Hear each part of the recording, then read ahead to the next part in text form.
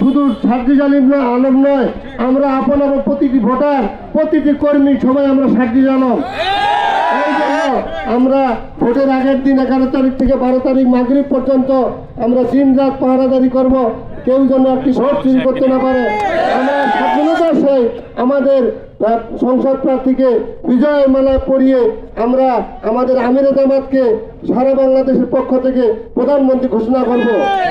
আর আমি উদাত্ত আহ্বান জানাচ্ছি গলিয়াবাসীকে, আমরা এই ছোট্ট রাস্তায় এত মানুষ নিয়ে ভিড় করে আমরা এখানে মিছিল করেছি। যদি কেউ দুঃখ কষ্ট পেয়ে থাকেন আন্তরিকভাবে আমাদেরকে ক্ষমা করে দিবেন। আর আমার সংগ্রামী ভাইয়েরা সবাই ভালো করে একটি এলান শুনুন। এখন আমাদের এই মুহূর্তে আমাদের গলিয়া মাদ্রাসার সামনে বড় একটি উঠান বৈঠক রয়েছে। বোয়ালমারি হাফেজিয়া মাদ্রাসার মাঠের সামনে আমাদের বিরাট একটা উঠান বৈঠক রয়েছে। আমরা সবাই সেখানে যাব।